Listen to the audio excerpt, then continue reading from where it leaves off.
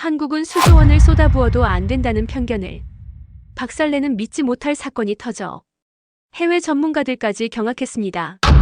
우리나라는 그동안 CCTV를 설치하고 과속 단속 카메라까지 늘렸지만 교통사고를 막지 못했습니다. 특히 고속도로에서 사고가 나면 중앙분리대 때문에 구급차나 소방차가 반대편으로 넘어갈 수 없어 골든타임을 놓치는 것은 전 세계 공통의 난제였습니다.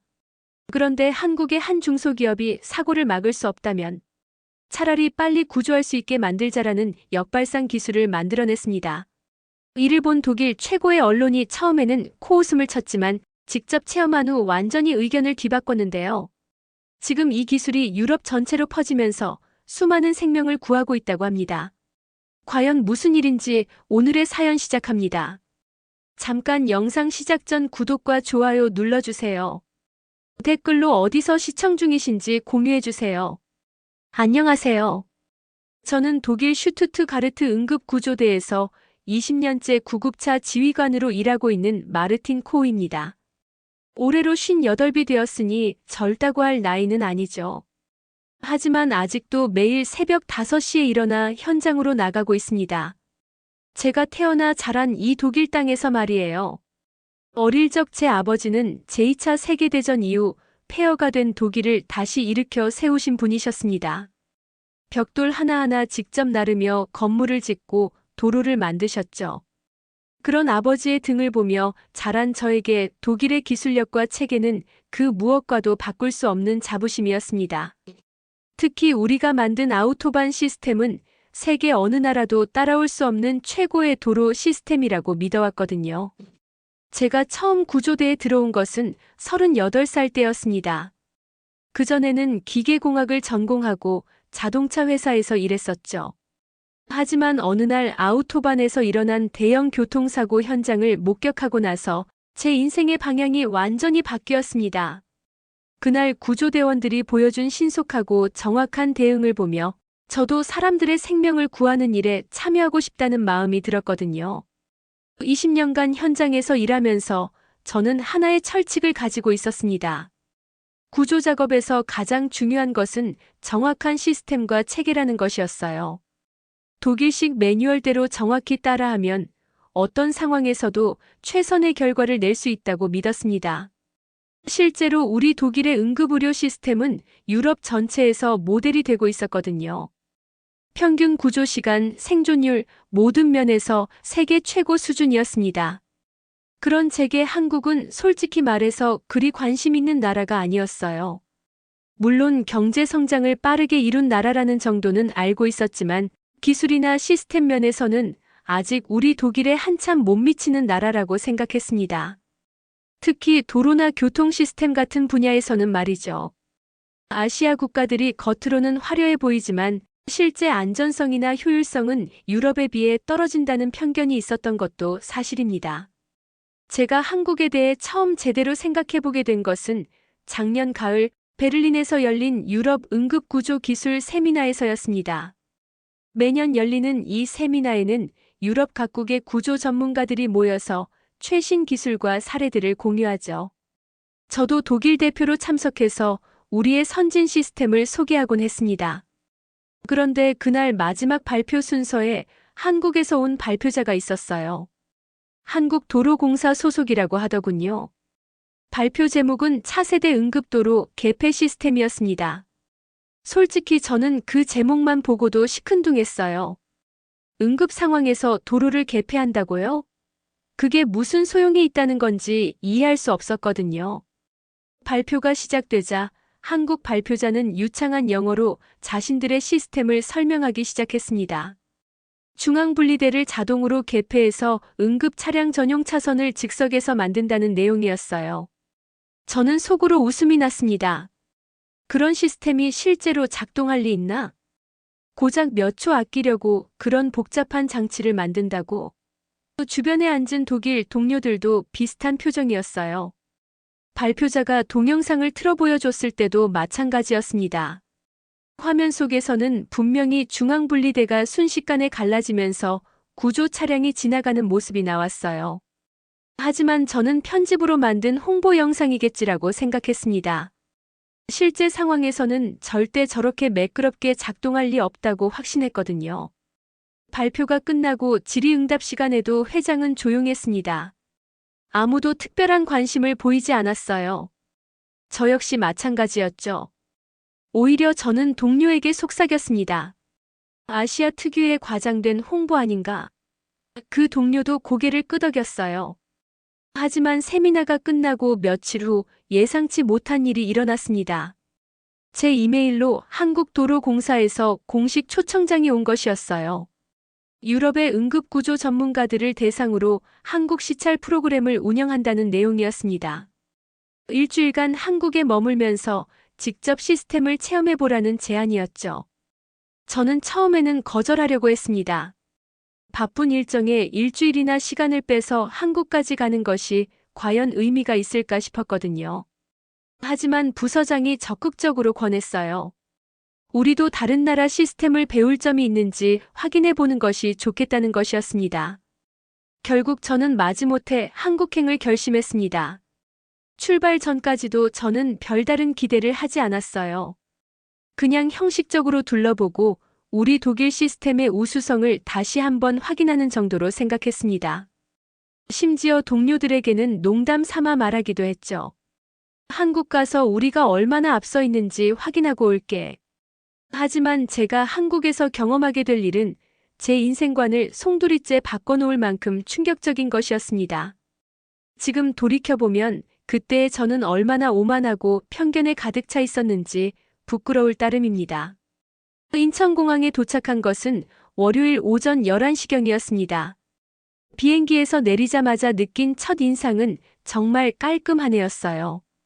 공항 시설이 생각보다 현대적이고 체계적으로 잘 정비되어 있더군요.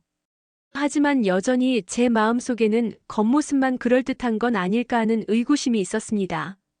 한국도로공사에서 나온 담당자는 박정민이라는 젊은 엔지니어였어요. 30대 중반쯤 되어 보이는 그는 유창한 영어로 저를 맞이했습니다. 정중하고 예의 바른 모습이었지만 저는 속으로 생각했죠. 아무리 친절해도 기술은 별개 문제야. 공항에서 호텔까지 가는 동안 창밖 풍경을 보니 고층 빌딩들이 빼곡히 들어서 있었습니다. 확실히 경제적으로는 많이 발전한 모습이었어요. 하지만 교통 상황을 보니 제 예상과 크게 다르지 않았습니다. 차들이 빽빽하게 들어차 있고 간간히 끼어들기를 하는 모습들이 보였거든요. 역시 아시아 특유의 무질서한 교통 문화구나 하는 생각이 들었습니다.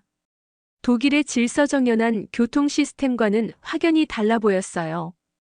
호텔에 도착해서 짐을 풀고 나니 박정민 씨가 다음날 일정을 설명해 주었습니다. 오전에는 한국도로공사 본사에서 브리핑을 듣고 오후에는 실제 시연 현장을 방문한다는 내용이었어요. 저는 그냥 형식적으로 고개를 끄덕였습니다. 하루 이틀 적당히 구경하고 독일로 돌아가면 되겠구나는 마음이었거든요. 그날 저녁 호텔 주변을 산책하면서 한국의 거리를 처음 제대로 보게 되었습니다. 생각보다 정돈되어 있고 깨끗했어요. 사람들도 급하게 걸어가지만 나름의 질서가 있어 보였습니다. 하지만 여전히 표면적인 것이라는 생각에서 벗어나지 못했어요.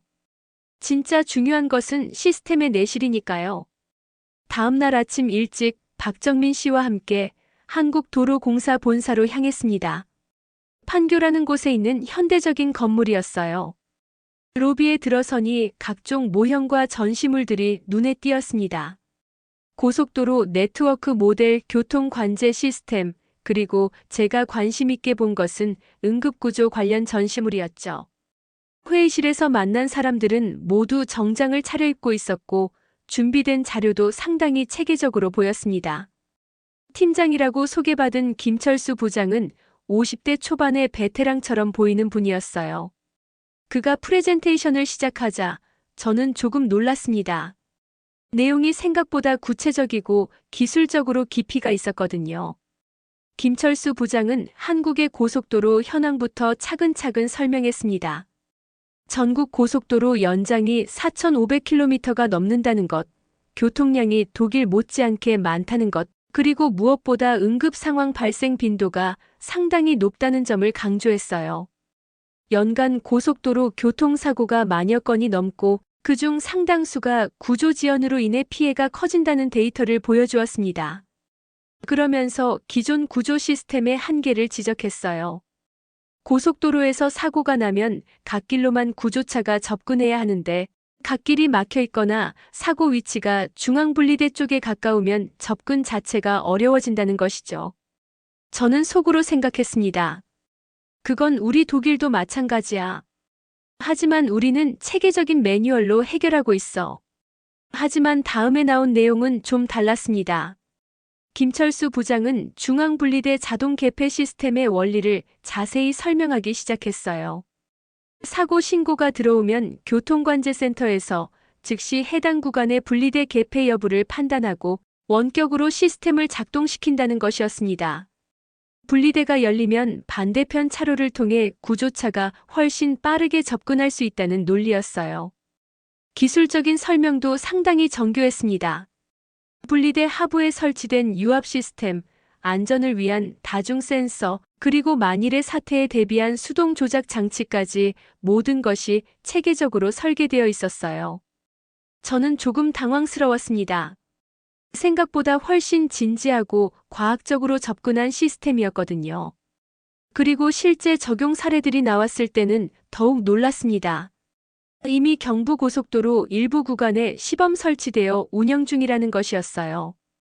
지난 1년간의 운영 데이터를 보니 평균 구조 시간이 기존 대비 40% 이상 단축되었다고 했습니다. 저는 의심스러운 눈길로 그 자료를 들여다보았어요. 과장된 수치는 아닐까? 김철수 부장이 마지막으로 동영상을 틀어주었는데 이것은 베를린에서 본 것과는 달랐습니다.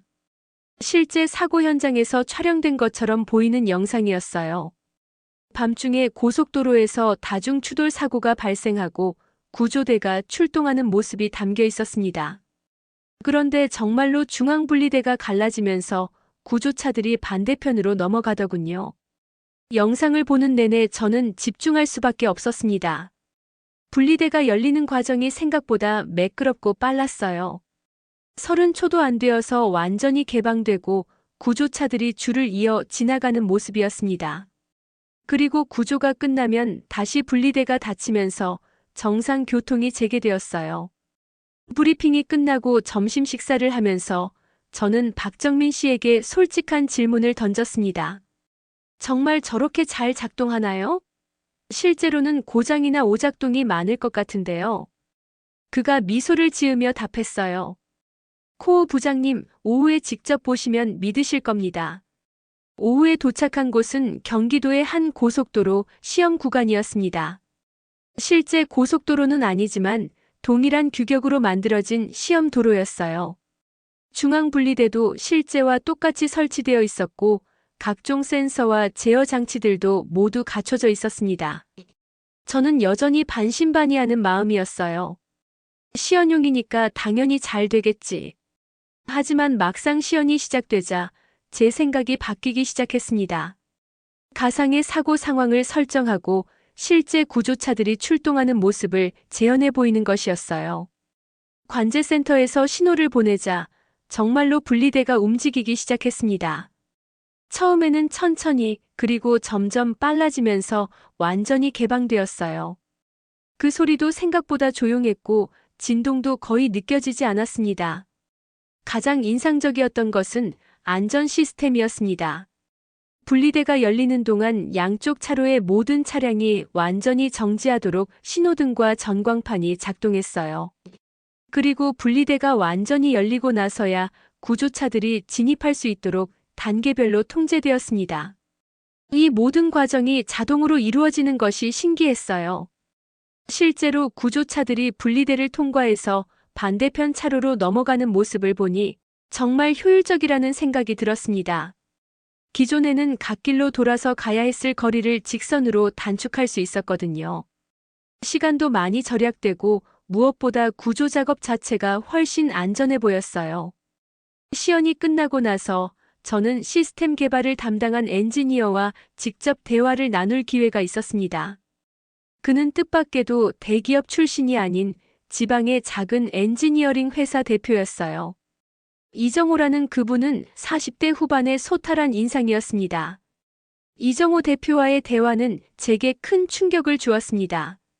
그는 대기업의 화려한 연구소가 아닌 경상남도 창원의 작은 공장에서 이 시스템을 개발했다고 했어요. 직원이 20명도 안 되는 중소기업이었습니다. 저는 믿을 수가 없었어요. 독일 같으면 이런 대규모 인프라 프로젝트는 지멘스나 보쉬 같은 거대 기업에서나 가능한 일이거든요. 처음에는 정말 막막했습니다라고 이정호 대표가 말했어요. 대기업들은 모두 관심이 없다고 했거든요. 시장성이 없다는 이유였죠. 하지만 저는 포기할 수 없었습니다. 제 형이 고속도로 사고로 세상을 떠났는데 구조가 늦어서 더 큰 피해를 입었거든요. 그의 눈빛에서 진정성이 느껴졌습니다. 이것은 단순한 기술 개발이 아니라 개인적인 신념과 철학이 담긴 프로젝트였어요. 독일 같은 선진국에서는 이미 이런 시스템이 있을 줄 알았는데 알아보니 전 세계 어디에도 없더군요라고 그가 계속 말했습니다. 그래서 우리가 직접 만들어야겠다고 결심했죠. 저는 부끄러워졌습니다. 정말로 독일에서도 이런 발상을 해본 적이 없었거든요. 우리는 항상 기존 시스템을 개선하는 데만 집중했지 완전히 새로운 접근법을 시도해 본 적은 없었어요. 그날 저녁 호텔로 돌아와서 저는 오랫동안 생각에 잠겼습니다. 낮에 본 것들이 계속 머릿속에 맴돌았어요. 특히 이정호 대표의 말이 귀에서 떠나지 않았습니다. 사고는 막을 수 없을지도 모릅니다. 하지만 구조는 빨라질 수 있습니다. 이 한마디가 제게는 완전히 새로운 관점이었거든요. 독일에서 우리는 늘 사고 예방에만 집중해 왔습니다. 더 정교한 안전장치, 더 엄격한 규제, 더 체계적인 교육. 모든 것이 사고를 미리 막는 데 초점이 맞춰져 있었어요. 물론 그것도 중요한 일이지만 막상 사고가 나고 나면 구조 시간을 단축하는 것이 생명을 구하는 열쇠라는 점을 간과했던 것 같습니다. 다음 날은 실제 운영 중인 구간을 방문하기로 되어 있었습니다. 경부고속도로 수원 인근의 한 구간이었어요. 아침 일찍 출발해서 도착한 그곳은 평범한 고속도로처럼 보였습니다.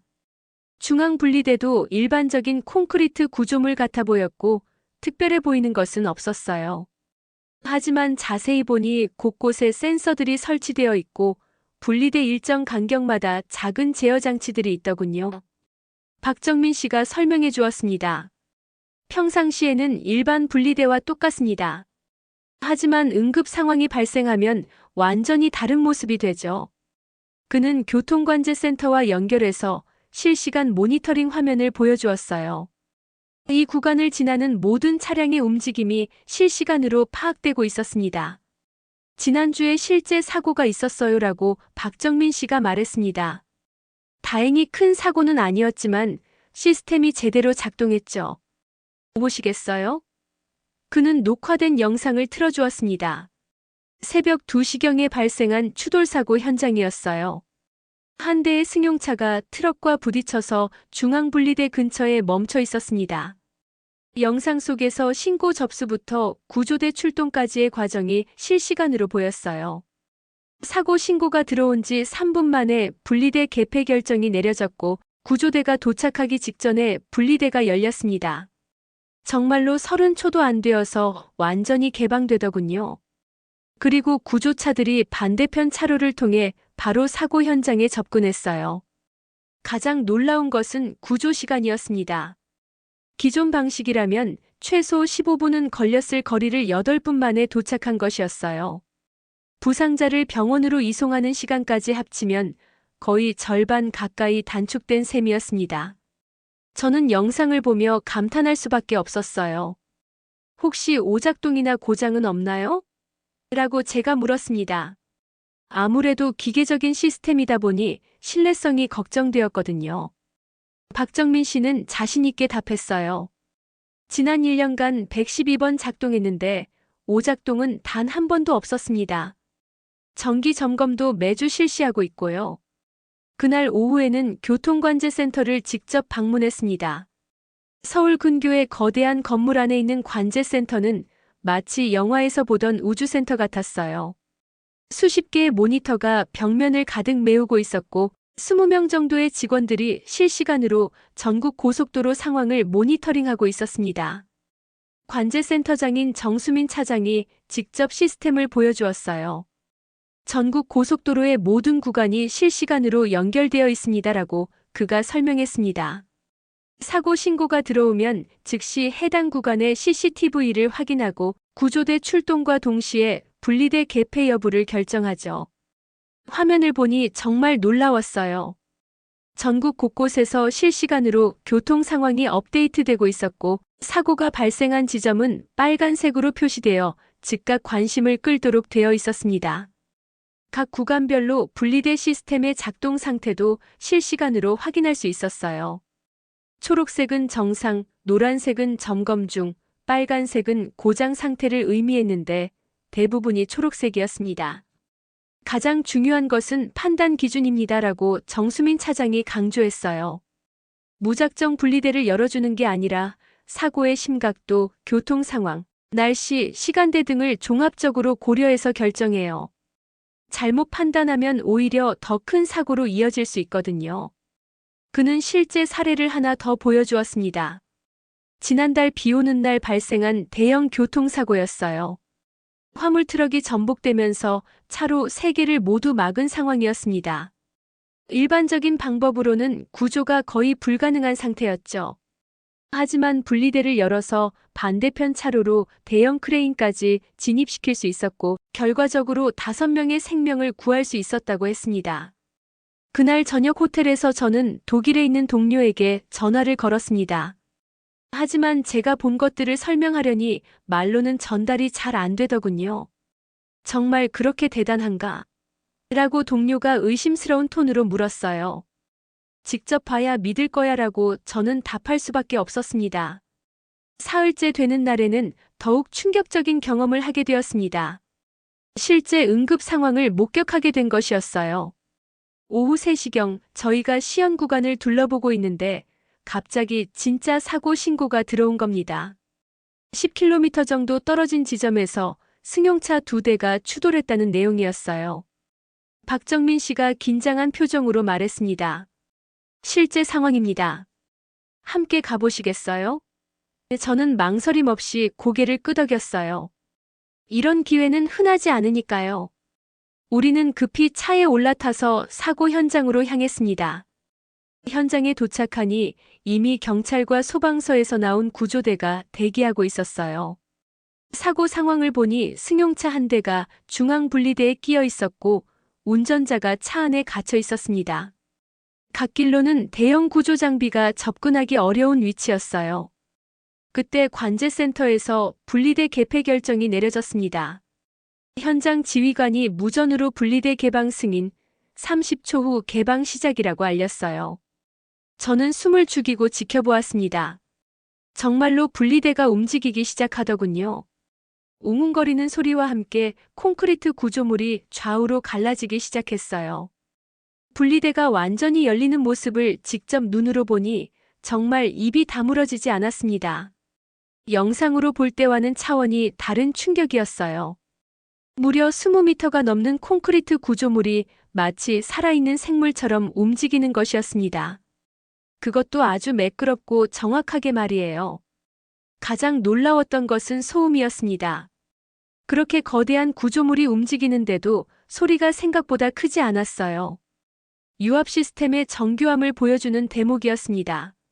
독일의 정밀 기계 기술에 자부심을 가지고 있던 제게는 정말 충격적인 광경이었어요. 분리대가 완전히 열리자마자 반대편 차로에서 대기하고 있던 구조 장비들이 일사불란하게 움직이기 시작했습니다.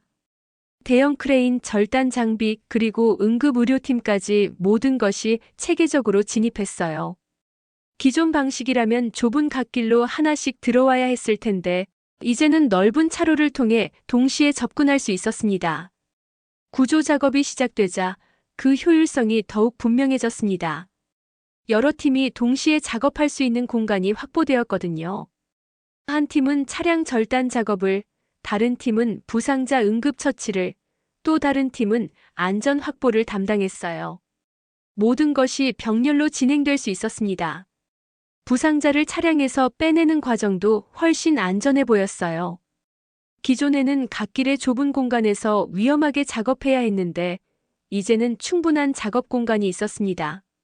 의료진이 환자를 안전하게 들것에 옮기고 구급차까지 이송하는 모든 과정이 매끄럽게 진행되었어요.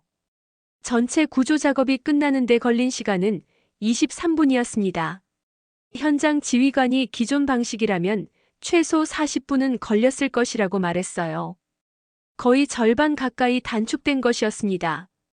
그리고 무엇보다 안전성이 크게 향상되었다는 점이 인상적이었어요. 구조가 완료되자 분리대가 다시 닫히기 시작했습니다. 열릴 때만큼이나 정확하고 매끄럽게 원래 상태로 돌아가더군요. 그리고 교통이 정상화되기까지는 추가로 5분 정도가 걸렸습니다. 사고 처리부터 교통 재개까지 총 30분도 안 걸린 셈이었어요. 저는 그 광경을 보며 머릿속이 복잡해졌습니다. 20년간 구조 현장에서 일해온 경험으로 봐도 이런 시스템은 정말 혁신적이었거든요. 독일에서라면 상상도 못했을 일이었습니다. 우리는 늘 기존 방식의 개선에만 집중했지 이렇게 근본적으로 다른 접근법을 시도해 본 적이 없었어요. 그날 저녁 박정민 씨와 함께 저녁 식사를 하면서 저는 솔직한 심경을 털어놓았습니다. 정말 충격적이었습니다. 독일에서는 상상도 못했던 시스템이에요. 그러자 그가 겸손하게 말했어요. 아직 완벽하지는 않아요. 계속 개선해 나가고 있습니다. 하지만 이런 발상은 어떻게 하게 된 건가요? 라고 제가 물었습니다. 박정민 씨는 잠시 생각하더니 답했어요. 아마 우리나라 특성상 좁은 땅에 많은 사람이 살다 보니 공간을 효율적으로 활용하는 아이디어가 자연스럽게 나온 것 같아요. 그리고 무엇보다 생명을 구하는 일이라는 절박함이 있었죠. 그의 말을 들으며 저는 깨달았습니다. 기술의 발전은 단순히 자원이나 규모의 문제가 아니라는 것을 말이에요. 절실함과 창의성, 그리고 포기하지 않는 의지가 더 중요하다는 것을 느꼈습니다. 한국이 이 시스템을 개발할 수 있었던 것은 바로 그런 정신력 때문이었어요. 나흘째 되는 날에는 시스템 개발 과정에 대해 더 자세히 알아볼 기회가 있었습니다. 이정호 대표의 회사를 직접 방문한 것이었어요. 창원까지 KTX를 타고 내려갔는데 고속열차의 쾌적함에도 놀랐습니다. 독일의 ICE와 비교해도 전혀 뒤떨어지지 않더군요. 창원에 도착해서 찾아간 이정호 대표의 회사는 정말 소규모였습니다. 공장이라고 하기에도 민망할 정도의 작은 규모였어요. 직원들도 20명 남짓이었고 대부분이 젊은 엔지니어들이었습니다. 하지만 그들의 눈빛에는 열정과 자부심이 가득했어요. 처음 이 프로젝트를 시작할 때는 정말 막막했습니다라고 이정호 대표가 말했어요. 자금도 부족했고 기술적인 난제들도 산적해 있었거든요. 하지만 포기할 수 없었어요. 이 기술이 꼭 필요하다는 확신이 있었으니까요. 개발 과정의 이야기를 들어보니 정말 험난했더군요. 초기 시작품은 계속 고장이 났고 유압 시스템도 불안정했다고 했어요. 하지만 그들은 포기하지 않았습니다. 밤낮 없이 연구하고 수백 번의 테스트를 거쳐서 지금의 시스템을 완성한 것이었어요. 독일이나 미국의 대기업들도 관심을 보이지 않았나요? 라고 제가 물었습니다. 이정호 대표는 씁쓸한 표정을 지었어요.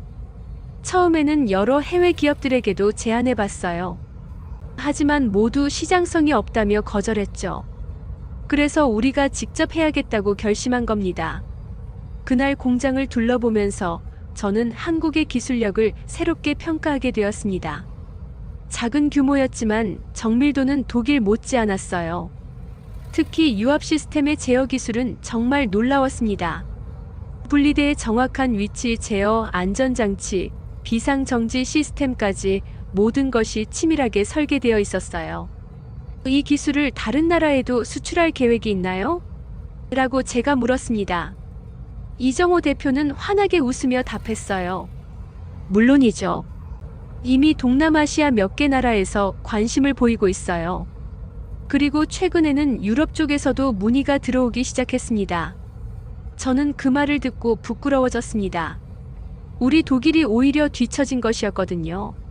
선진국이라고 자부하면서도 정작 혁신적인 기술 개발에서는 한 발 늦은 셈이었습니다. 한국의 이 작은 회사가 세계 최초로 이런 시스템을 개발해낸 것이었어요. 그날 밤 호텔에서 저는 오랫동안 생각에 잠겼습니다. 한국에 와서 사흘 동안 본 것들이 제 기존 생각을 완전히 뒤바꿔 놓았거든요. 기술 선진국이라고 자부해온 독일이 오히려 고정관념에 사로잡혀 있었던 것은 아닐까 하는 반성이 들었어요. 다음 날 아침 박정민 씨가 마지막 일정을 안내해 주었습니다. 한국도로공사 회장과의 면담이 있다는 것이었어요. 저는 조금 긴장되었습니다. 지금까지 본 것들이 너무나 인상적이었는데 과연 제가 독일로 돌아가서 이것들을 어떻게 활용할 수 있을지 고민이 되었거든요. 도로공사 본사에서 만난 김대중 회장은 60대의 온화한 분이었어요. 독일에서 오신 전문가를 만나게 되어 영광입니다라고 그가 인사했습니다. 저희 시스템에 대한 솔직한 평가를 듣고 싶습니다. 저는 정중하게 답했어요. 정말 놀라웠습니다. 독일에서는 상상도 못했던 혁신적인 시스템이에요. 특히 실용성과 안전성을 모두 갖춘 점이 인상적입니다. 김대중 회장은 기뻐하며 말했어요. 감사합니다. 하지만 저희도 독일의 체계적인 시스템 관리를 많이 배우고 싶어요. 혹시 협력 방안이 있다면 적극 검토해보고 싶습니다. 김대중 회장의 협력 제안을 듣는 순간 저는 가슴이 뛰기 시작했습니다. 이것은 단순한 기술 견학이 아니라 진정한 파트너십의 시작이 될 수도 있겠다는 생각이 들었거든요. 하지만 동시에 걱정도 되었어요. 독일로 돌아가서 동료들과 상부에 이 모든 것을 어떻게 설명해야 할지 막막했습니다. 구체적으로 어떤 협력을 염두에 두고 계신가요? 라고 제가 조심스럽게 물었습니다. 김대중 회장은 미소를 지으며 답했어요. 독일의 체계적인 운영 노하우와 저희의 혁신 기술을 결합한다면 더욱 완벽한 시스템을 만들 수 있을 것 같아요. 그리고 유럽 시장 진출에도 독일의 도움이 필요하고요. 회장과의 면담은 1시간 가까이 계속되었습니다. 그는 한국의 기술을 독일에 소개하고 싶어 했고, 저는 점점 그 가능성에 확신을 갖게 되었어요. 하지만 한편으로는 독일 내부의 보수적인 분위기가 걱정되기도 했습니다. 과연 동료들이 이를 받아들일 수 있을까요?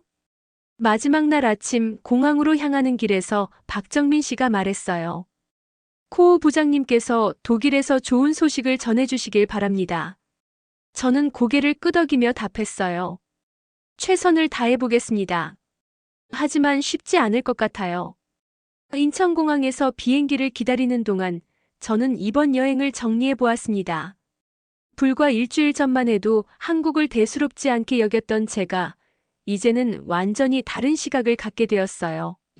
한국의 기술력과 창의성, 그리고 무엇보다 생명을 구하려는 간절함이 만들어낸 결과물을 직접 목격한 것이었습니다. 독일로 돌아가는 비행기 안에서 저는 보고서 초안을 작성하기 시작했습니다. 하지만 어떻게 써야 할지 막막했어요. 제가 본 것들이 너무나 충격적이었는데 과연 이를 독일식 보고서 형식으로 담을 수 있을까 싶었거든요. 객관적인 데이터와 수치만으로는 그 감동과 충격을 전달하기 어려울 것 같았습니다. 프랑크푸르트 공항에 도착해서 슈투트가르트로 향하는 기차를 타면서 저는 독일의 풍경을 새로운 눈으로 보게 되었습니다. 그 정돈 되고 체계적인 모습은 여전히 자랑스러웠지만 혁신에 대한 열린 마음이 부족한 것은 아닌가 하는 생각이 들었어요. 다음 날 출근해서 부서장에게 간단한 보고를 했습니다. 한국의 시스템이 어땠나? 라고 그가 물었어요. 저는 잠시 망설이다가 조심스럽게 답했습니다. 생각보다 훨씬 인상적이었습니다. 우리도 검토해 볼 만한 기술들이 있어요. 부서장의 반응은 예상했던 대로였어요. 그래? 구체적으로 뭐가 그렇게 좋던가? 그의 톤에서 약간의 회의감이 느껴졌습니다. 저는 최대한 객관적으로 설명하려고 했어요. 중앙분리대 자동 개폐 시스템인데 구조 시간을 40% 이상 단축할 수 있습니다. 정말 그럴까? 라고 부서장이 의구심을 표했어요. 아시아 국가들이 과장하는 경우가 많잖아. 실제로는 어떨지 모르지. 저는 답답한 마음이 들었지만 성급하게 반박하지 않았습니다. 시간을 두고 천천히 설득해야겠다고 생각했어요. 그날 오후 동료들과의 회의에서 한국 출장 결과를 보고할 기회가 있었습니다. 회의실에 들어서자 15명 정도의 동료들이 앉아 있었어요. 모두 베테랑들이었고 대부분 독일 시스템에 자부심을 갖고 있는 사람들이었습니다. 한국에 다녀오셨다고 들었습니다라고 한 동료가 말했어요. 어떤 새로운 것이 있던가요? 저는 프레젠테이션 자료를 준비해왔지만 갑자기 긴장이 되었습니다. 저희들이 과연 열린 마음으로 들어줄지 확신이 서지 않았거든요. 저는 차근차근 설명하기 시작했습니다. 한국의 중앙분리대 자동 개폐 시스템의 원리와 효과, 그리고 실제 적용 사례들을 보여주었어요. 동영상도 틀어주었고 구체적인 수치 데이터도 제시했습니다. 하지만 동료들의 반응은 시큰둥했어요. 흥미롭긴 하네요라고 한 동료가 말했어요. 하지만 우리 독일 상황에 적용하기에는 어려움이 많을 것 같은데요. 아우토반의 규모와 복잡성이 다르잖아요. 다른 동료도 거들었어요. 비용 대비 효과도 의문스럽고요. 기존 시스템도 충분히 잘 작동하고 있는데 저는 속으로 한숨을 쉬었습니다. 예상했던 반응이었지만 막상 직면하니 답답했어요. 제가 한국에서 느꼈던 그 감동과 확신을 어떻게 전달해야 할지 막막했습니다. 숫자와 데이터만으로는 부족했어요. 회의가 끝나고 나서 몇몇 동료들이 개별적으로 찾아왔습니다. 정말 그렇게 대단한 기술인가요? 라고 한 동료가 조심스럽게 물었어요. 저는 진심을 담아 답했습니다. 직접 보지 않고는 믿기 어려울 거예요. 저도 처음에는 회의적이었거든요. 그날 밤 집에서 저는 아내에게 한국에서의 경험을 털어놓았습니다. 정말 놀라운 기술이었어. 하지만 동료들이 별로 관심을 보이지 않더군. 아내는 위로의 말을 건넸어요. 시간이 지나면 이해하게 될 거야. 좋은 것은 결국 인정받게 되어 있어. 다음 주부터 저는 더 체계적으로 접근하기로 했습니다. 한국에서 가져온 자료들을 더 자세히 분석하고 독일 상황에 적용할 수 있는 방안들을 구체적으로 검토해 보기로 했어요. 그리고 무엇보다 실제 데이터를 수집해서 객관적인 근거를 마련하려고 했습니다. 한 달 후 저는 더 상세한 보고서를 작성했습니다. 이번에는 단순한 기술 소개가 아니라 독일 아우토반에 적용했을 때의 비용 편익 분석까지 포함했어요. 한국 측에서 제공받은 데이터를 바탕으로 독일 상황에 맞는 시뮬레이션도 돌려봤습니다. 결과는 놀라웠습니다. 독일 아우토반의 주요 구간에 이 시스템을 도입할 경우 연간 구조 비용을 30% 이상 절감할 수 있다는 계산이 나왔어요. 그리고 무엇보다 생명 구조 효과가 큰 폭으로 개선될 것으로 예상되었습니다. 이 보고서를 바탕으로 다시 회의를 요청했습니다. 이번에는 부서장뿐만 아니라 상급자들도 참석한 확대 회의였어요. 저는 더욱 신중하고 체계적으로 발표했습니다. 감정적인 부분은 최대한 배제하고 객관적인 데이터와 분석 결과에 집중했어요. 흥미로운 분석이네요라고 부서장이 말했어요. 하지만 실제 도입하려면 여러 가지 검토가 필요할 것 같은데요. 저는 미리 준비한 답안을 제시했습니다. 우선 소규모 시범 사업부터 시작해보는 것은 어떨까요? 위험도가 낮은 구간에서 테스트해보는 겁니다. 회의실이 잠시 조용해졌습니다. 참석자들이 서로 눈치를 보며 생각하는 것 같았어요. 그때 한 상급자가 입을 열었습니다. 코오 부장의 제안을 진지하게 검토해볼 필요가 있겠군요. 우선 예비 타당성 조사부터 시작해보죠. 저는 가슴이 뛰었습니다. 드디어 첫걸음을 떼게 된 것이었어요. 물론 아직 갈 길이 멀었지만 최소한 문은 열린 셈이었습니다. 한국에서 받은 감동을 독일에서도 현실화할 수 있는 가능성이 보이기 시작했어요. 예비 타당성 조사 승인을 받고 나서 저는 본격적으로 한국과의 협력 방안을 모색하기 시작했습니다. 우선 박정민 씨에게 연락해서 독일 측에 관심을 전했더니 한국도로공사에서도 매우 긍정적으로 반응했어요. 김대중 회장이 직접 독일 방문을 제안하기도 했습니다. 하지만 독일 내부의 분위기는 여전히 조심스러웠습니다. 예비 조사는 승인되었지만 실제로 많은 동료들이 회의적인 시각을 갖고 있었거든요. 특히 기술부서에서는 굳이 외국 기술을 도입할 필요가 있나 하는 의견이 많았어요. 우리 독일 기술로도 충분히 개선할 수 있을 텐데라고 한 선임 엔지니어가 말했습니다. 외국 기술에 의존하는 것보다는 자체 개발하는 게 낫지 않을까요? 이런 반응은 어느 정도 예상했던 것이었지만 막상 들으니 답답했어요. 저는 인내심을 갖고 하나씩 설득해 나가기로 했습니다. 우선 가장 개방적인 몇 명의 동료들부터 시작했어요. 그들에게 한국에서 찍어온 사진과 동영상을 보여주고 자세한 설명을 해주었습니다. 다행히 몇 명은 관심을 보이기 시작했어요. 정말 30초 만에 열리나요? 라고 한 동료가 놀라며 물었습니다. 저는 자신 있게 답했어요. 직접 봤습니다. 그것도 한 번이 아니라 여러 번 말이에요. 정확도와 안전성 모두 검증된 기술입니다. 그렇게 한 명씩 마음을 돌리기 시작했어요. 몇 주 후 한국에서 기술진이 독일로 왔습니다. 박정민 씨와 이정호 대표 그리고 몇 명의 엔지니어들이었어요. 저는 그들을 공항에서 맞이하며 반가운 마음이 들었습니다. 한국에서 만났던 그 열정적인 사람들을 다시 보니 기분이 좋았거든요.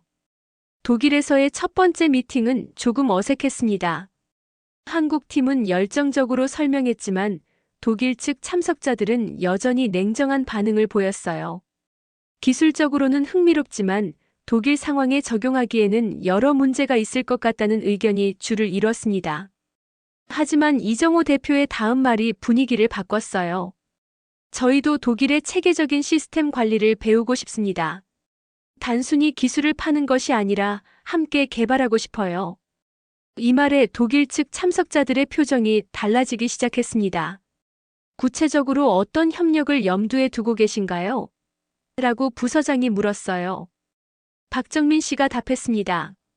독일의 엄격한 안전 기준과 품질 관리 시스템을 적용해서 더욱 완벽한 제품을 만들고 싶습니다. 그리고 유럽 전체로 확산시키는데도 독일의 도움이 필요해요. 이때부터 분위기가 달라지기 시작했습니다. 독일 사람들은 자신들의 기술력과 시스템을 인정받는 것을 좋아하거든요. 한국 팀이 독일의 장점을 인정하고 배우려는 자세를 보이니 훨씬 호의적으로 변했어요. 며칠 후 실제 아우토반 현장 답사가 있었습니다. 한국 팀이 독일의 고속도로 시스템을 직접 보고 배우는 시간이었어요. 프랑크푸르트 근교의 한 구간에서 진행된 답사에서 한국 엔지니어들은 독일의 정교한 시설 관리 시스템에 감탄했습니다. 정말 체계적이네요라고 이정호 대표가 말했어요. 모든 것이 규격화되어 있고 유지보수 시스템도 완벽해 보입니다. 이런 반응을 보며 독일 동료들도 기분이 좋아하는 게 느껴졌어요. 서로의 장점을 인정하는 분위기가 만들어지고 있었습니다. 그날 저녁 환영 만찬에서 더욱 자연스러운 대화가 오갔습니다. 한국 팀은 독일의 맥주와 소시지를 즐기며 독일 팀은 한국에 대한 궁금증을 표현했어요. 한국 엔지니어들은 정말 밤늦게까지 일한다고 들었는데 정말인가요? 라고 한 동료가 물었습니다. 박정민 씨가 웃으며 답했어요. 열정이 있으면 시간 가는 줄 모르죠. 하지만 독일처럼 체계적으로 일하는 방법도 배우고 싶어요. 이런 자연스러운 대화를 통해 양쪽 모두 서로에 대한 편견이 줄어드는 것을 느꼈습니다. 일주일간의 독일 체류 기간 동안 구체적인 협력 방안들이 논의되었습니다. 우선 독일의 일부 구간에서 시범 사업을 진행하고 독일의 안전 기준에 맞게 시스템을 개선해 나가기로 했어요. 그리고 성공할 경우 유럽 전체로 확산시키는 것을 목표로 삼았습니다. 가장 중요한 것은 기술 이전이 아닌 공동 개발이라는 점이었어요. 한국의 혁신 기술과 독일의 체계적 관리가 결합된다면 세계 최고 수준의 시스템을 만들 수 있을 거라는 확신이 들었습니다. 한국 팀이 떠나기 전날 이정호 대표가 저에게 말했어요. 코오 부장님 덕분에 이런 기회를 얻게 되었습니다. 정말 감사해요. 저는 겸손하게 답했습니다. 저도 한국에서 많은 것을 배웠어요. 이제 함께 좋은 결과를 만들어 봅시다. 한국 팀이 떠난 후 부서 내부에서 본격적인 검토가 시작되었습니다. 기술 검토, 비용 분석, 법적 검토 등 다양한 각도에서 협력 가능성을 따져보았어요. 생각보다 복잡한 문제들이 많았지만 하나씩 해결해 나갈 수 있을 것 같았습니다. 가장 큰 걸림돌은 예산이었어요. 시범 사업에만 수백만 유로가 필요했거든요. 하지만 장기적으로 보면 충분히 투자할 만한 가치가 있다는 것이 분석 결과였습니다. 구조 비용 절감 효과와 인명 구조 가치를 고려하면 투자 회수가 가능했어요. 2달 후 드디어 정식 협력 협정 체결이 승인되었습니다. 독일 연방교통부에서도 관심을 보이며 지원하겠다고 했어요. 저는 그 소식을 듣고 가슴이 벅찼습니다. 한국에서 받은 감동이 드디어 현실이 되는 순간이었거든요. 협정 체결식이 열린 날 저는 감회가 새로웠습니다. 불과 몇 달 전까지만 해도 한국을 대수롭지 않게 여겼던 제가 이제는 한국의 파트너가 되어 있었어요. 김대중 회장이 독일까지 와서 협정서에 서명하는 모습을 보며 진정한 국제 협력이 무엇인지 깨달았습니다. 이번 협력이 양국 관계 발전에 큰 기여가 될 것입니다라고 김대중 회장이 말했어요. 저도 진심으로 답했습니다. 한국의 혁신 정신과 독일의 체계적 관리가 만나면 분명 좋은 결과가 있을 것입니다. 그날 밤 집에서 아내에게 말했어요. 드디어 첫걸음을 떼게 되었어. 이제부터가 진짜 시작이야. 아내는 자랑스러운 표정으로 말했습니다. 당신이 옳은 일을 하고 있다는 것을 알았어요.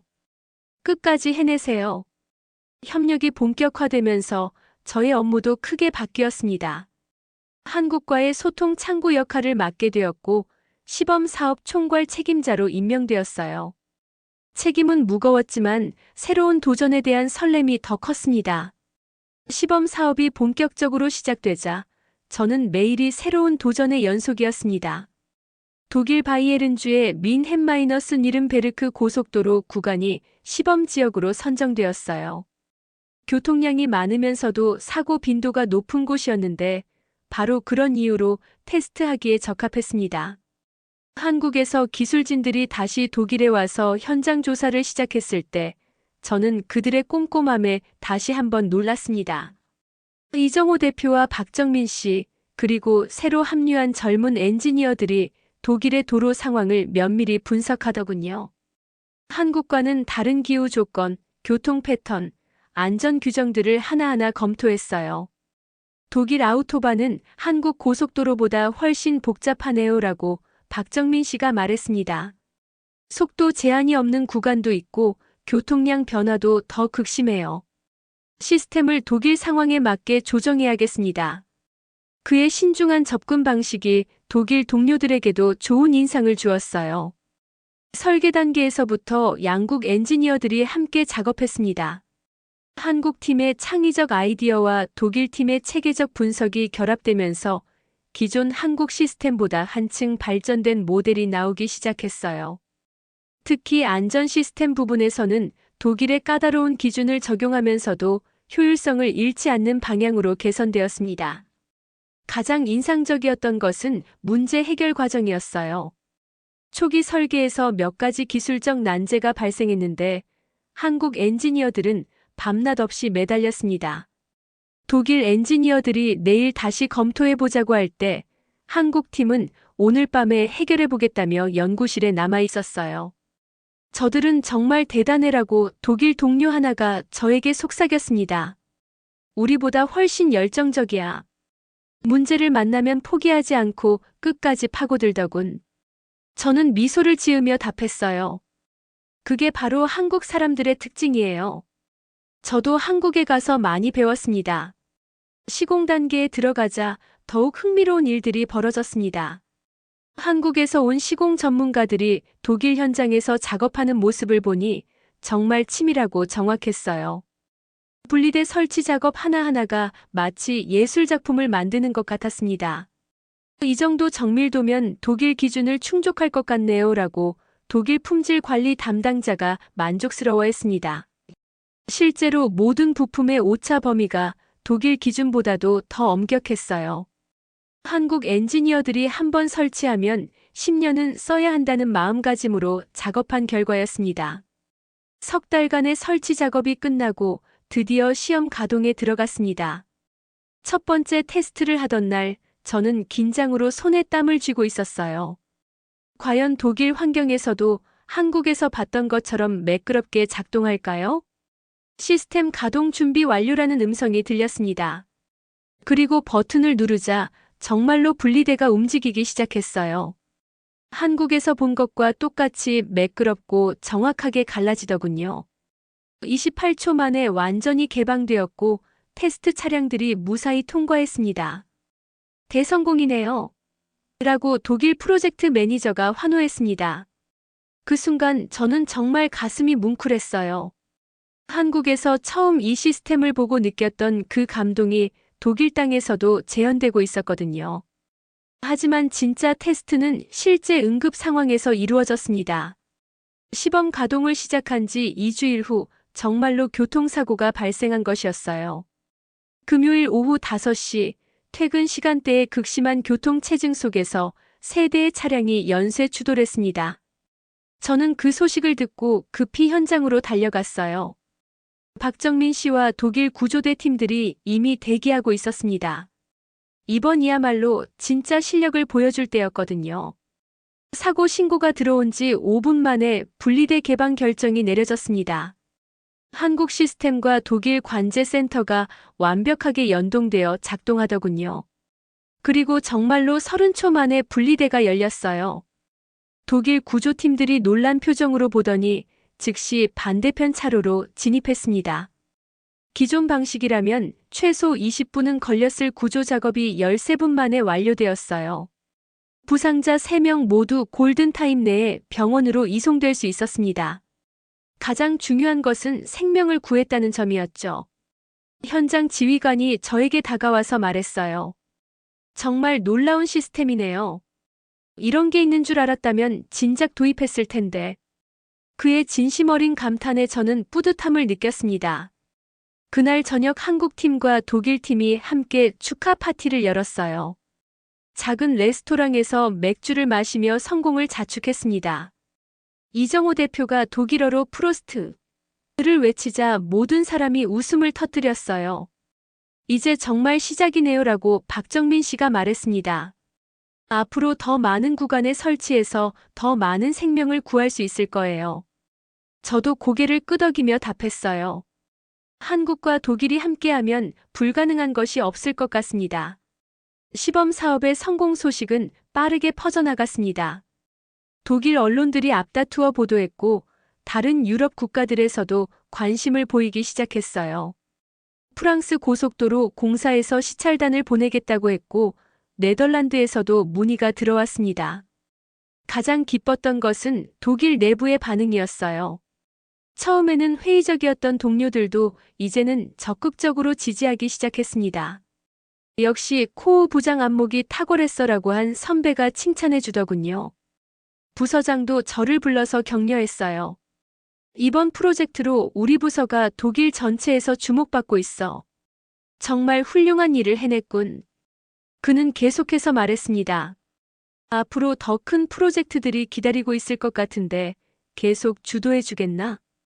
저는 기꺼이 그 제안을 받아들였어요. 한국에서 시작된 이 놀라운 여정을 끝까지 이끌어가고 싶었거든요. 그리고 무엇보다 이 기술이 유럽 전체로 확산되어 더 많은 생명을 구하는데 기여하고 싶었습니다. 석 달 후 독일 연방의회에서 전국 확대 도입 예산이 승인되었다는 소식이 들려왔습니다. 향후 5년간 독일 주요 고속도로에 이 시스템을 설치한다는 계획이었어요. 총 예산이 3억 유로에 달하는 대형 프로젝트였습니다.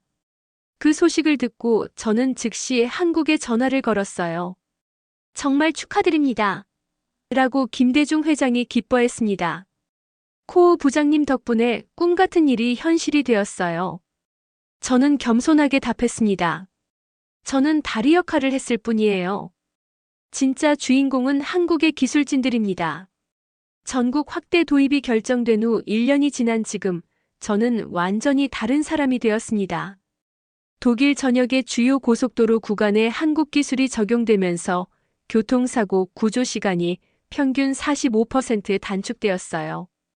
더 중요한 것은 지난 1년간 이 시스템 덕분에 구조된 생명이 200여 명에 달한다는 점입니다. 매주 한국과 화상회의를 하면서 프로젝트 진행 상황을 점검하는 것이 저의 새로운 일상이 되었습니다. 박정민 씨는 이제 독일 상주 대표로 민내내 사무소를 열었고 이정호 대표도 한 달에 한 번씩은 독일을 방문해요. 우리는 이제 진정한 파트너가 되었습니다. 코 부장님, 이탈리아에서도 정식 도입을 결정했답니다라고 박정민 씨가 기쁜 소식을 전해주었어요. 독일에서의 성공을 본 이탈리아 정부가 로마 마이너스 나폴리 고속도로에 시범 설치를 결정한 것이었습니다. 이어서 스페인, 프랑스에서도 관심을 보이기 시작했어요. 가장 뿌듯했던 순간은 유럽연합교통위원회에서 이 기술을 유럽 표준 응급구조 시스템으로 채택한다고 발표했을 때였습니다. 한국의 작은 회사에서 시작된 기술이 이제 유럽 전체의 표준이 된 것이었어요. 그 발표를 듣는 순간 저는 가슴이 벅차올랐습니다. 지난주에는 정말 특별한 일이 있었습니다. 제가 한국 정부로부터 감사패를 받게 된 것이었어요. 한국 기술의 유럽 진출에 기여한 공로를 인정받아 서울에서 열린 시상식에 초청받았습니다. 20년 넘게 구조 업무를 해왔지만 이런 국제적 인정을 받을 줄은 꿈에도 몰랐어요. 시상식장에서 한국 국토교통부 장관이 직접 감사패를 전달해 주었습니다. 독일과 한국 기술 협력의 가교 역할을 해주신 마르틴 코오 부장님께 깊은 감사를 드립니다라는 장관의 말씀에 저는 눈물이 날 것 같았어요. 그 자리에서 저는 짧은 소감을 발표했습니다. 처음 한국에 왔을 때는 회의적이었습니다. 하지만 한국의 기술과 열정을 직접 보고 나서 제 생각이 완전히 바뀌었어요. 이 기술이 유럽에서 성공한 것은 한국 엔지니어들의 끝없는 노력 덕분입니다. 시상식 후 김대중 회장과 개별 면담을 할 기회가 있었습니다. 코오 부장님이 없었다면 이런 성과는 불가능했을 거예요 라고 그가 말했습니다. 저는 고개를 저으며 답했어요. 저는 기회를 제공했을 뿐입니다. 진짜 주인공은 기술을 개발한 여러분들이에요. 한국 체류 마지막 날 이정호 대표와 함께 그의 창원 공장을 다시 방문했습니다. 1년 전과는 완전히 달라져 있더군요.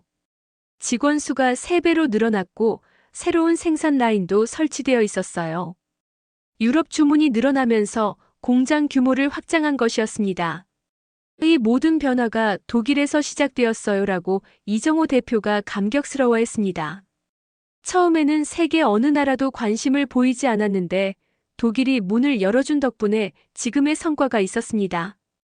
그의 진심 어린 감사에 저도 마음이 뭉클해졌어요. 공장에서 새로 개발 중인 차세대 시스템도 볼 수 있었습니다. 기존보다 더 빠르고 안전한 시스템이었어요. 인공지능을 활용해서 교통 상황을 실시간으로 분석하고 최적의 개폐 타이밍을 자동으로 결정하는 기술이었습니다. 이것도 독일과 함께 개발하고 있어요라고 젊은 엔지니어가 설명해 주었습니다. 독일의 데이터 분석 기술과 저희 하드웨어 기술이 결합된 결과물입니다. 정말 놀라운 발전이었어요. 한국과 독일의 협력이 계속해서 새로운 혁신을 만들어내고 있었습니다. 독일로 돌아와서 동료들에게 한국에서의 경험을 이야기해 주었습니다. 정말 대단한 발전이네요라고 한 동료가 감탄했어요. 처음에는 회의적이었는데 이제는 한국 기술에 완전히 신뢰를 갖게 되었어요. 지난달에는 더욱 기쁜 소식이 있었습니다. 독일 대통령이 직접 한국을 국빈 방문하면서 이 기술 협력을 양국 관계의 모범 사례로 소개한 것이었어요. 대통령이 이정호 대표의 공장을 방문해서 격려하는 모습이 뉴스로 방송되었습니다. 기술에는 국경이 없다고 대통령이 말하는 모습을 보며 저는 정말 자랑스러웠어요. 제가 작은 역할을 했지만 이렇게 큰 성과로 이어진 것이 믿기지 않았습니다. 요즘 저는 새로운 도전을 준비하고 있습니다. 한국과의 협력을 바탕으로 아시아 전체로 사업을 확장하는 프로젝트예요. 일본, 싱가포르, 태국 등에서도 관심을 보이고 있어서 내년에는 아시아 순방을 계획하고 있습니다. 아시아 시장은 유럽보다 훨씬 클 것 같아요라고 박정민 씨가 기대에 찬 목소리로 말했습니다. 코오 부장님과 함께라면 분명 성공할 수 있을 거예요. 저도 그의 확신에 동감했어요. 하지만 가장 의미 있는 것은 기술의 확산이 아닙니다. 바로 편견의 해소예요. 저뿐만 아니라 수많은 독일 엔지니어들이 한국의 기술력을 인정하게 되었고 아시아 국가들에 대한 시각이 완전히 바뀌었어요. 얼마 전 한 젊은 동료가 저에게 말했습니다. 부장님 덕분에 제 생각이 많이 바뀌었어요. 이제는 어느 나라든 좋은 기술이 있으면 적극적으로 배우려고 해요. 이런 변화가야말로 진정한 성과라고 생각합니다. 지난주 가족과 함께 저녁 식사를 하면서 제 손자가 물어봤어요. 할아버지, 한국이 어떤 나라예요? 저는 미소를 지으며 답했습니다. 정말 대단한 나라야. 작지만 큰 꿈을 품고 포기하지 않는 사람들이 사는 곳이지. 이제 저는 한국을 진심으로 존경합니다. 한국의 기술력, 그 기술을 만들어낸 열정, 그리고 무엇보다 생명을 구하려는 간절한 마음을 존경해요. 처음에는 회의적이었던 제가 이제는 한국의 가장 열렬한 지지자가 되었습니다. 앞으로도 한국과의 협력은 계속될 것입니다. 새로운 기술 개발, 다른 분야로의 확장, 그리고 더 많은 국가들과의 협력까지 무한한 가능성이 펼쳐져 있어요. 저는 그 모든 과정에서 가교 역할을 계속하고 싶습니다. 오늘도 아우토반 어딘가에서 이 시스템 덕분에 누군가의 생명이 구해지고 있을 것입니다. 30초 만에 열리는 분리대를 통해 구조차가 달려가고 소중한 생명이 구해지고 있을 거예요. 그 생각만으로도 가슴이 뿌듯합니다. 한국에서 시작된 이 작은 기적이 이제는 유럽 전체로 그리고 세계로 퍼져나가고 있습니다. 편견을 깨고 열린 마음으로 받아들인 기술이 이렇게 많은 생명을 구하고 있다는 것이 정말 감동적이에요. 여러분도 혹시 다른 나라의 기술이나 문화에 대해 편견을 갖고 계신다면 한번 열린 마음으로 바라보시기 바랍니다. 작은 나라라고 무시하지 마시고 처음 보는 기술이라고 의심하지 마세요. 진정한 혁신은 때로는 예상치 못한 곳에서 나올 수 있으니까요. 한국이 저에게 가르쳐준 가장 큰 교훈은 바로 이것입니다. 크기가 아니라 열정이 중요하고 자원이 아니라 의지가 중요하다는 것을 말이에요. 그리고 무엇보다 생명을 구하려는 간절한 마음이 있다면 불가능한 것도 가능하게 만들 수 있다는 것을 배웠습니다. 이제 제 이야기를 마무리하면서 한국의 모든 엔지니어들과 개발자들에게 감사 인사를 전하고 싶습니다. 여러분의 열정과 기술이 독일에서, 유럽에서, 그리고 앞으로 전 세계에서 수많은 생명을 구할 것입니다. 정말 자랑스럽고 고마운 일입니다.